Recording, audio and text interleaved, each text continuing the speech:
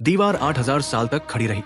8000 साल तक उसने सर्दियां देखी, अंधेरा देखा और उस खतरे का इंतजार किया जिस पर ज्यादातर लोग हंसते थे। और फिर सिर्फ एक रात में वो दीवार गिर गई। सवाल ये नहीं है कि दीवार कैसे टूटी, असली सवाल ये है कि क्या ये सब अचानक हुआ या फिर ये 12,000 साल पहले ही तय हो चुका था। अधिकतर लोग गेम ऑफ थ्रोन्स को एक पॉलिटिकल फैंटेसी समझते हैं। कुछ किंगडम्स, कुछ किंग्स, बिट्रेयल्स, वॉर्स और ड्रैगन्स। लेकिन अगर आप जरा पीछे हटकर देखें तो समझ आता है कि ये सिर्फ थ्रोन की कहानी नहीं है, ये याद रखने और भूल जाने की कहानी है। ये उस दुनिया की कहानी है जिसने एक बार अपकलिप्स देखा, किसी तरह बच गई और फिर धीरे धीरे उस सच्चाई को मिथ बना दिया। ठीक वैसे ही जैसे हमारी असली दुनिया में होता है। हम भी बड़े डिजास्टर्स के बाद कहते हैं अब ऐसा फिर कभी नहीं होगा, और कुछ पीढ़ियों बाद सब भूल जाते हैं। आज की वीडियो में हम यही समझने वाले हैं कि वेस्टरोस की पूरी हिस्ट्री असल में एक ही कहानी है जो अलग अलग समय पर अलग नामों और किरदारों के साथ दोहराई जाती है। White walkers, dragons, Targaryens, Starks, bastards, prophecies, ये सब अलग अलग चीजें नहीं हैं। ये एक ही नैरेटिव के थ्रेड्स हैं जो हजारों सालों में एक दूसरे से जुड़ते चले गए। और अगर आप इसे इस एंगल से देखेंगे तो गेम ऑफ थ्रोन्स का एंडिंग भी आपको अलग नजर आएगा। इस कहानी की शुरुआत इंसानों से नहीं होती। 12,000 साल पहले वेस्टरोस इंसानों की जमीन ही नहीं थी। वहां चिल्ड्रन ऑफ दी फॉरेस्ट रहते थे जो वेयरवुड ट्रीज को सेक्रेड मानते थे, और जायंट्स जो ज्यादातर नॉर्थ में अपने काम से काम रखते थे। फिर एसो से फर्स्ट मैन आए। उनके पास ब्रॉन्ज वेपन्स थे, हॉर्सेस थे और एक माइंडसेट था जो सामने है वो हमारा है। उन्होंने जंगल काटे, वेयरवुड ट्रीज गिराए और पुराने गॉड्स का अपमान किया। ये क्लैश सिर्फ जमीन का नहीं था, कल्चर और बिलीफ का था। युद्ध सदियों तक चला। चिल्ड्रन ऑफ दी फॉरेस्ट कम थे लेकिन उनके पास मैजिक थी। डेस्परेशन में उन्होंने एक ऐसा रिचुअल किया जिसने आर्म ऑफ डॉन नाम का लैंड ब्रिज तोड़ दिया। आज के स्टेपस्टोन्स उसी का नतीजा है, लेकिन तब तक बहुत देर हो चुकी थी। इंसान वेस्टरोस में बस चुके थे। आखिरकार दोनों साइड्स थक गए। गॉड्स आई के बीच आयल ऑफ फेसेस पर एक पैक्ट हुआ। इंसानों को खुली जमीन मिली, बच्चों को जंगल, और इंसानों ने ओल्ड गॉड्स को मानने का वादा किया। यही वो पल था जहां से एज ऑफ हीरोज शुरू होता है। ये एरा लेजेंड से भरा हुआ है। हर बड़ा हाउस, चाहे वो स्टार्क हो, लैनिस्टर हो या गार्डनर, अपनी जड़ें यही जोड़ता है। सब कुछ स्टेबल लग रहा था, लेकिन फिर आया वो विंटर जो एक सीजन नहीं था, एक जेनरेशन था। सूरज जैसे गायब हो गया। ठंड इतनी थी कि समुद्र जम गए, और नॉर्थ से वो आए जिन्हें बाद में व्हाइट वॉकर्स कहा गया। ये सिर्फ दुश्मन नहीं थे, ये डेथ इटसेल्फ थे। वो मरे हुए लोगों को उठाकर वापस लड़वाते थे। ह्यूमैनिटी लगभग खत्म हो चुकी थी। यहीं पर कहानी का पहला बड़ा ट्विस्ट आता है। इंसान और चिल्ड्रन ऑफ दी फॉरेस्ट जो सदियों तक दुश्मन थे, साथ आए। ड्रैगन ग्लास जैसे वेपन्स बने। एक लेजेंडरी फिगर जिसे लास्ट हीरो कहा जाता है अलायंस को लीड करता है। बैटल फॉर द डॉन में किसी तरह व्हाइट वॉकर्स को पीछे धकेला जाता है, लेकिन जीत कंप्लीट नहीं थी। सबको पता था कि ये खतरा मरा नहीं है, बस सो गया है। इसी डर से वॉल बनाई गई, बर्फ और एंशिएंट मैजिक से बनी हुई, इतनी ऊंची कि साउथ के लोग उसे इम्पॉसिबल समझे। उसी समय विंटरफेल बना और हाउस स्टार्क की फाउंडेशन पड़ी। स्टार्क्स का काम सिर्फ रूल करना नहीं था, उनका असली ड्यूटी था याद रखना, नॉर्थ गार्ड करना। नाइट्स वॉच बनी और 8,000 साल तक उन्होंने इंतजार किया। लेकिन टाइम के साथ इंसान वही करता है जो वो हमेशा करता है, वो भूल जाता है। लॉन्ग नाइट लेजेंड बन गई, नाइट्स वॉच पनिशमेंट बन गया, white walkers bed time stories बन गए। किंग्स साउथ में बैठे पॉलिटिक्स खेलते रहे, ये सोचकर कि असली खतरा थ्रोन से जुड़ा है। और यहीं पर कहानी एक और कॉन्टिनेंट की तरफ मुड़ती है जहां फायर और ब्लड से कुछ ऐसा जम ले रहा था जो आगे चलकर पूरी दुनिया की किस्मत बदलने वाला था। नैरो सी के उस पार वलीरिया में इंसानों ने ड्रैगन्स को कंट्रोल करना सीख लिया। ब्लड मैजिक और ड्रैगन्स के साथ उन्होंने वेलीरियन फ्रीहोल्ड बनाई जो उस समय की सबसे पावरफुल सिविलाइजेशन थी। रोड्स, सोर्ड्स, एम्पायर्स, सब उनके कंट्रोल में था। वेस्टरोस के लोग उस पावर की बस कहानियां सुनते थे, लेकिन हर एम्पायर की तरह वलीरिया भी एक दिन गिर गई। डूम ऑफ वलीरिया में सब कुछ खत्म हो गया। वॉल्केनोस फट गए, जमीन टूट गई और हिस्ट्री जलकर राख बन गई। सिर्फ एक फैमिली बची, टारगेरियंस, और वो भी इसलिए नहीं कि वो सबसे पावरफुल थे, बल्कि इसलिए क्योंकि एक लड़की ने सपना देखा था। यहीं से प्रोफेसी, ड्रैगन्स और डेस्टिनी एक दूसरे से जुड़ने लगते हैं। और यही वो पॉइंट है जहां से ये कहानी सिर्फ पास्ट की नहीं रहती, फ्यूचर की तैयारी बन जाती है। लेकिन टारगेरियंस का ये सपना वेस्टरोस को कैसे बदलेगा? ड्रैगन्स एक्सटिंक्शन ह्यूमैनिटी के लिए इतना डेंजरस क्यों था? और एक बास्टर्ड का बर्थ दुनिया को कैसे बचा सकता है? ये सब अभी सामने आना बाकी है, क्योंकि असली कहानी, असली खेल अभी शुरू ही हुआ है। जब वलीरिया राख बन चुकी थी और दुनिया ने ड्रैगन्स को खो दिया था, तब ज्यादातर लोग यही मान बैठे कि मैजिक का दौर खत्म हो गया है। लेकिन वेस्टरोस की कहानी में सबसे खतरनाक चीज मैजिक नहीं होती, बल्कि वो मोमेंट होता है जब लोग ये मान लेते हैं कि अब कुछ भी असाधारण नहीं बचेगा। यही सोच धीरे धीरे पूरे कॉन्टिनेंट में फैल गई। साउथ में बैठे किंग्स को लगने लगा कि वॉल सिर्फ बर्फ की एक पुरानी स्ट्रक्चर है, नॉर्थ की कहानियां बस डराने के लिए है, और असली पावर सोर्ड्स, गोल्ड और अलायंसेस में है। इसी बीच ड्रैगनस्टोन पर बैठे टारगेरियंस बिल्कुल अलग सोच रहे थे। वो खुद को सिर्फ एग्जाइल्ड नोबल्स नहीं मानते थे, वो खुद को एक रिस्पॉन्सिबिलिटी का कैरियर मानते थे। एगॉन टारगेरियन के लिए वेस्टरोस 7 किंगडम्स का ग्रुप नहीं था, बल्कि एक फ्रैक्चर्ड बॉडी थी जिसे आने वाले डिजास्टर से पहले जोड़ना जरूरी था। हाउस ऑफ द ड्रैगन ने जो सबसे बड़ा रिवील दिया वो यही था कि एगॉन का कॉन्क्वेस्ट एम्बिशन से नहीं, फियर से निकला था। Fear of the long night returning, fear of a world that would be too divided to survive. Aegon का सपना कोई पोएटिक मेटाफोर नहीं था, उसमें नॉर्थ से आती ठंड थी, डार्कनेस थी और इंसानों का एंड था। और इसीलिए उसने एक ऐसा डिसीजन लिया जो ब्रूटल जरूर था, लेकिन उसके हिसाब से नेसेसरी था। ड्रैगन्स सिर्फ वेपन्स नहीं थे, वो मैसेज थे। हेरेनहल का जलना सिर्फ एक कैसल का एंड नहीं था, वो वेस्टरोस को दिया गया वार्निंग था कि रेजिस्टेंस की कीमत क्या होगी। फील्ड ऑफ फायर पर हजारों सोल्जर्स का मरना वॉर का हिस्सा नहीं था, वो डेमोन्स्ट्रेशन था कि यूनिटी के बिना सर्वाइवल पॉसिबल नहीं है। लेकिन आयरनी ये थी कि जिस पावर ने वेस्टरोस को यूनाइट किया, वही पावर फ्यूचर में उसे तोड़ने वाली थी। ड्रैगन्स के साथ रूल करना आसान था, क्योंकि डर ओबीडियंस पैदा करता है। प्रॉब्लम तब शुरू हुई जब ड्रैगन्स किंग्स की फैमिली के अंदर पॉलिटिक्स का हिस्सा बन गए। सक्सेशन सिंपल नहीं रही, ईगो, जेंडर, लेजिटिमेसी और ट्रेडिशन सब मिक्स हो गए। ग्रेट काउंसिल में एक वुमन को सिर्फ इसलिए साइड कर देना क्योंकि वो वुमन थी, एक छोटा डिसीजन लग सकता है, लेकिन उसने आने वाले डेकेड्स की नींव रख दी। वाइसिस के बाद जब रायनियरा और एगॉन के बीच डांस ऑफ द ड्रैगन्स शुरू हुआ, तब पहली बार ड्रैगन्स ने इंसानों के दुश्मन नहीं, बल्कि एक दूसरे को मारना शुरू किया। स्काई में ड्रैगन वर्सेस ड्रैगन फाइट देखने में एपिक लग सकती है, लेकिन स्टोरी के लेवल पर यह सिविलाइजेशन के लिए सुइसाइड था। हर ड्रैगन की डेथ के साथ मैजिक थोड़ा और कमजोर होता गया। स्टॉर्मिंग ऑफ द ड्रैगन पिट सिर्फ रिबेलियन नहीं था, वो कॉमन पीपल का कलेक्टिव स्क्रीम था कि अब हम गॉड्स को नहीं मानते। और जैसे ही ड्रैगन्स मिथ से रियलिटी बने, उनका अंत तय हो गया। एगॉन 3 के रेन तक आते आते ड्रैगन्स सिकली हो चुके थे। आखिरी ड्रैगन का मरना सिंबॉलिक था। टारगेरियंस के हाथ से सिर्फ फायर पावर नहीं गया, उनके हाथ से डेस्टिनी को फोर्स करने की एबिलिटी चली गई। अब वो भी बाकी हाउसेस की तरह पॉलिटिक्स, मैरिजेस और कॉम्प्रोमाइजेस पर डिपेंड थे। यही वो फेज था जहां प्रोफेसी बैकग्राउंड में चली गई, लेकिन खत्म नहीं हुई। कुछ लोग थे जो अब भी मानते थे कि हिस्ट्री रैंडम नहीं है। यहीं पर बास्टर्ड्स की कहानी शुरू होती है, जो देखने में पर्सनल स्कैंडल लगती है, लेकिन असल में सिस्टम फेलियर का रिजल्ट थी। एगॉन दी अनवदी का डिसीजन अपने सारे बास्टर्ड्स को लिजिट करना एक इमोशनल या मोरल एक्ट नहीं था, वो पावर को डिस्टेबलाइज करने का सबसे आसान तरीका था। जब लेजिटिमेसी ब्लर होती है, तब वॉर इनएविटेबल हो जाता है। डेमन ब्लैकफायर स्वॉर्ड के साथ नहीं, सिंबल के साथ खड़ा था। ब्लैकफायर ब्लेड सिर्फ स्टील नहीं थी, वो क्लेम थी। ब्लैकफायर रिबेलियंस डेकेड्स तक चलती रही। हर रिबेलियन स्मॉलर होती गई, लेकिन डैमेज क्यूमुलेटिव होता गया। वेस्टरोस कॉन्स्टेंटली ब्लीड करता रहा, लॉर्ड्स डिवाइडेड रहे, ट्रस्ट टूटता गया, और इस केओस में एक आदमी क्वाइटली सब ऑब्जर्व कर रहा था। ब्राइंडन रिवर्स, जिसे लोग ब्लड रवन कहते थे, वो हीरो नहीं था, वो विलन भी नहीं था, वो सिस्टम का सर्जन था जो रियल्म को बचाने के लिए एथिक्स काटने को तैयार था।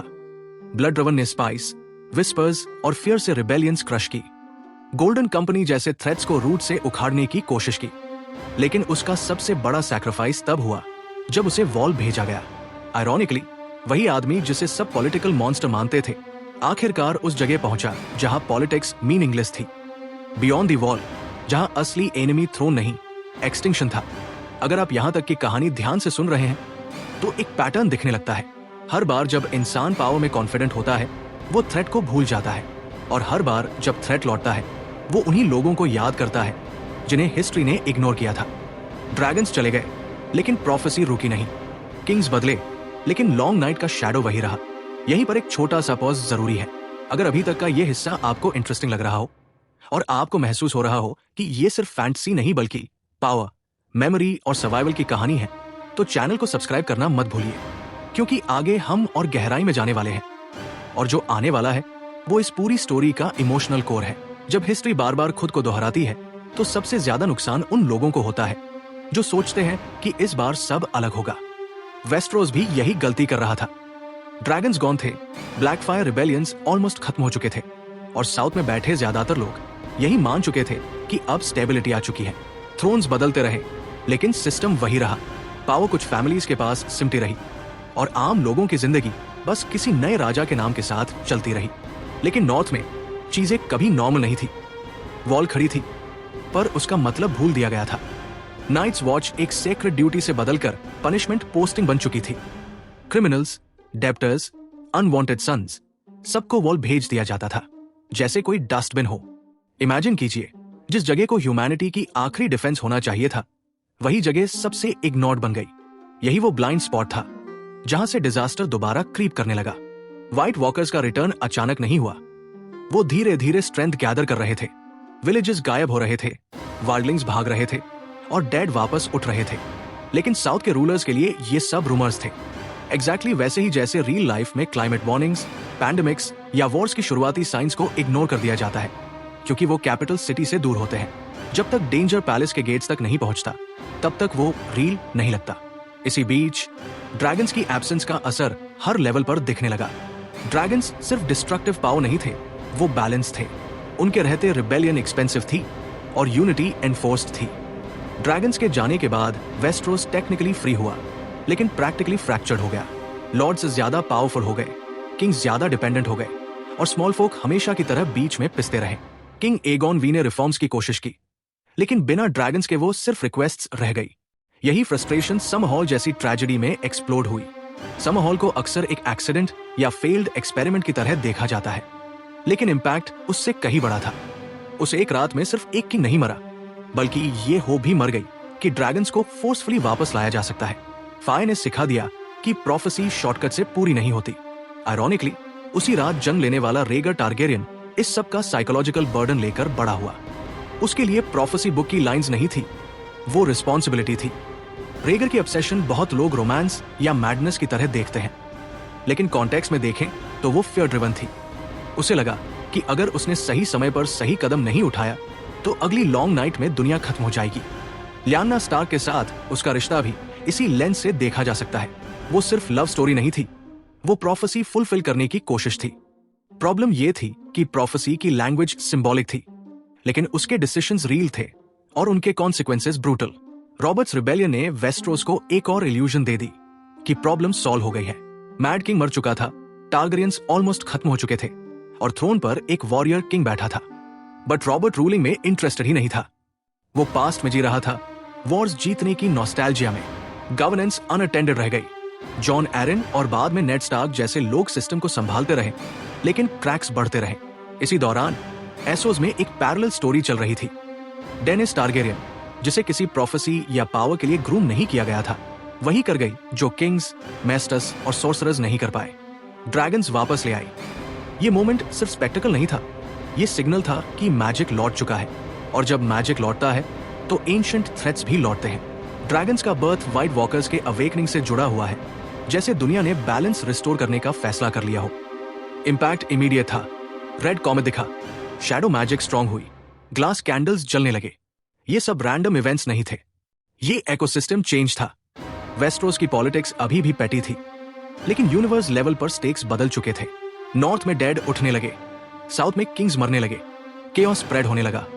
वॉर ऑफ दी 5 किंग्स ने रियल्म को इतना वीकन कर दिया कि जब असली दुश्मन आया तब यूनिटी नाम की चीज बची ही नहीं थी। कॉमन पीपल के लिए इसका मतलब सिर्फ एक चीज था, सर्वाइवल हार्डर हो गया। क्रॉप्स फेल हुए, विंटर्स हर्ष हुए, आर्मीज मार्च करती रही। कोई भी वॉर गुड वर्सेस इविल नहीं था, सब पावर ग्रैब्स थे। Meanwhile beyond the wall blood raven अपना रोल निभा रहा था। सेंचुरीज की मैनिपुलेशन के बाद वो पॉलिटिक्स छोड़ चुका था। अब उसका फोकस मेमोरी था, ह्यूमैनिटी को याद दिलाना कि पिछली बार क्या हुआ था। ब्रान स्टार्क का जर्नी इसी वजह से इंपॉर्टेंट है। वो वॉरियर नहीं बना, वो किंग नहीं बना, वो विटनेस बना। 3 आइड रेवन का रोल फाइट करना नहीं है, वॉर्न करना है। प्रॉब्लम यह है कि वार्निंग्स सुनने वाला कोई होना चाहिए। वेस्टरोस ने बार बार दिखाया कि वो वार्निंग तभी सुनता है जब बहुत देर हो चुकी होती है। फ्यूचर पॉसिबिलिटीज दो एक्सट्रीम में बंटी हुई थी। बेस्ट केस ये था कि ड्रैगन्स और ह्यूमंस मिलकर व्हाइट वॉकर्स को रोक ले। वर्स्ट केस ये था कि पॉलिटिक्स और ईगो फिर से सब डिस्ट्रॉय कर दें। विंटरफेल की लड़ाई इस टेंशन का रिजल्ट थी। डिफरेंट कल्चर्स, हाउसेस और रेसेस एक साथ आए, टेम्पररी यूनिटी बनी। लेकिन सवाल यह है कि क्या यूनिटी परमानेंट थी या सिर्फ डेस्परेशन में बनी एक पॉज? गेम ऑफ थ्रोन्स का एंडिंग बहुत लोगों को अनसैटिस्फाइंग इसलिए लगा क्योंकि वो ट्रेडिशनल हीरो नैरेटिव एक्सपेक्ट कर रहे थे। लेकिन अगर आप हिस्ट्री की लेंस से देखें तो एंडिंग डिस्टर्बिंगली रियलिस्टिक थी। थ्रेट हटा लेकिन सिस्टम रिफॉर्म नहीं हुआ। People survived but lessons fragile है, एग्जैक्टली वैसे ही जैसे लॉन्ग नाइट के बाद हुआ था। और यही सबसे अनकंफर्टेबल ट्रूथ है। वेस्टरोस की हिस्ट्री ये नहीं सिखाती कि ह्यूमैनिटी जीत जाती है, ये सिखाती है कि ह्यूमैनिटी समहाउ बच जाती है, by luck, by sacrifice, by remembering just enough. सवाल ये नहीं है कि व्हाइट वॉकर्स हार गए, सवाल यह है कि अगली बार जब डार्कनेस आएगी तब कौन याद रखेगा। अगर हम पूरी कहानी को एक लाइन में समझने की कोशिश करें तो गेम ऑफ थ्रोन्स असल में जीत की कहानी नहीं है बल्कि बच जाने की कहानी है। 12,000 साल की हिस्ट्री में वेस्टरोस बार बार एक ही साइकिल से गुजरा है। पहले डेंजर आता है, फिर लोग किसी तरह बच जाते हैं और उसके बाद धीरे धीरे वही लोग उस डेंजर को भूल जाते हैं। लॉन्ग नाइट के बाद यही हुआ, ड्रैगन्स के एक्सटिंक्शन के बाद यही हुआ और नाइट किंग के गिरने के बाद भी यही पैटर्न दिखता है। शुरुआत चिल्ड्रन ऑफ द फॉरेस्ट और फर्स्ट मेन से हुई थी, जहां कॉन्फ्लिक्ट बिलीफ और सर्वाइवल का था। पैक्ट बना, पीस आया, लेकिन पीस ने कॉम्प्लेसेंसी पैदा की। व्हाइट वॉकर्स आए क्योंकि दुनिया तैयार नहीं थी। वॉल बनी, स्टार्क्स बने, नाइट्स वॉच बनी ताकि कोई याद रखे। लेकिन जनरेशंस के साथ वो ड्यूटी रिचुअल बन गई, बिलीफ मिथ बन गया। यही भूल आगे चलकर सबसे महंगी साबित हुई। फिर ड्रैगन्स आए, वलीरिया से लेकर एगॉन के कॉन्क्वेस्ट तक। ड्रैगन्स ने दुनिया को यह सिखाया कि रॉ पावर से यूनिटी थोपी जा सकती है, लेकिन ड्रैगन्स ने यह भी दिखाया कि जब पावर कॉन्सेंट्रेटेड होती है तो उसका मिसयूज इनएविटेबल होता है। डांस ऑफ द ड्रैगन्स सिर्फ एक सिविल वॉर नहीं था, वो सेल्फ डिस्ट्रक्शन था। ह्यूमैनिटी ने अपने सबसे बड़े वेपन को खुद ही खत्म कर दिया। ड्रैगन्स के साथ मैजिक चला गया और मैजिक के साथ वो शील्ड भी चला गया जो लॉन्ग नाइट जैसी थ्रेट्स के खिलाफ काम आती थी। बास्टर्ड्स और ब्लैकफायर रिबेलियंस हमें ये सिखाते हैं कि लेजिटिमेसी सिर्फ बर्थ से नहीं आती, परसेप्शन से आती है। जब सिंबल्स कंफ्यूज हो जाते हैं तो वॉर्स रुकते नहीं। वेस्टरोस दशकों तक खुद से ही लड़ता रहा और इसी दौरान असली दुश्मन मजबूत होता गया। ब्लडरवन जैसे लोग मोरली डार्क जरूर थे, लेकिन उन्होंने एक बात क्लियर देख ली थी, थ्रोन्स टेम्पररी है, मेमोरी परमानेंट होनी चाहिए। इसी वजह से वो पॉलिटिक्स छोड़कर बियॉन्ड द वॉल गया, क्योंकि उसे समझ आ गया था कि अगली लड़ाई सोर्ड्स की नहीं होगी। मॉडर्न एरा में जॉन स्नो, डेनिस और ब्रैन 3 अलग अलग रिस्पॉन्सेज हैं हिस्ट्री के फेलियर्स के। जॉन यूनिटी का सिंबल है, डेनिस पावर का और ब्रैन मेमोरी का। Song of eyes and fire किसी एक हीरो की स्टोरी नहीं है, ये बैलेंस की कहानी है। आइस बिना फायर के स्टैग्नेंट है और फायर बिना आइस के डिस्ट्रक्टिव। आर्य का नाइट किंग को मारना डेस्टिनी का शॉर्टकट नहीं था, बल्कि कलेक्टिव चॉइसेस का रिजल्ट था। एक डैगर, एक प्रोफेसी, एक ट्रेनिंग, सब सेंचुरीज में शेप हुए। एंडिंग को लेकर डिसअपॉइंटमेंट इसलिए हुआ क्योंकि ऑडियंस ने मोरल क्लोजर चाहा, लेकिन हिस्ट्री रेयरली क्लोजर देती है। नाइट किंग मर गया, लेकिन वॉल परमानेंटली सेफ नहीं हुई। ड्रैगन्स फिर से एक्सटिंक्ट हो गए, पावर फिर से थ्रोन पर कॉन्सेंट्रेट हो गई। डिफरेंस सिर्फ इतना था कि इस बार कुछ लोग जानते थे कि असली खतरा कैसा दिखता है। क्वेश्चन यह है कि वो नॉलेज कितनी देर टिकेगी। अगर वेस्टरोस की हिस्ट्री हमें कुछ सिखाती है तो वो ये कि सिविलाइजेशन तभी सर्वाइव करती है जब वो अनकंफर्टेबल ट्रूथ्स को याद रखती है, जब वो मान ले कि लेजेंड्स भी कभी रियलिटी थे, जब वो ये समझे कि सबसे बड़ा एनिमी बाहर नहीं, अंदर की एरोगेंस और फॉरगेटफुलनेस होती है। ड्रैगन्स हो या ना हो, व्हाइट वॉकर्स हो या ना हो, डेंजर हमेशा उस मोमेंट में आता है जब हम ये मान लेते हैं कि अब सब सेफ है। आज भी वेस्टरोस के मेस्टर्स फ्यूचर में शायद लिखेंगे कि वो स्ट्रक्चरल फेलियर से गिरी थी, कि ड्रैगन्स मिथ्स थे और व्हाइट वॉकर्स मास हिस्टीरिया। हिस्ट्री हमेशा अनकंफर्टेबल पार्ट्स स्मूथ कर देती है, यही सबसे स्कैरी हिस्सा है। लॉन्ग नाइट 2 बार आ चुकी है, थर्ड टाइम का सवाल अगर का नहीं कब का है। अब सवाल आपसे है, अगर आप वेस्टरोस के किसी भी कैरेक्टर की जगह होते तो आप पावर चुनते, मेमोरी चुनते या यूनिटी? और क्या आपको लगता है कि ह्यूमैनिटी सच में सीख पाती है या सिर्फ अगली डिजास्टर तक एडजस्ट करती है? अगर आपको ये पूरा एनालिसिस वैल्यूएबल और थॉट प्रोवोकिंग लगा हो तो इस वीडियो को लाइक और शेयर जरूर कीजिए और ऐसे ही डीप स्टोरी ड्रिवन एक्सप्लेनर्स के लिए चैनल को सब्सक्राइब करना बिल्कुल मत भूलिए।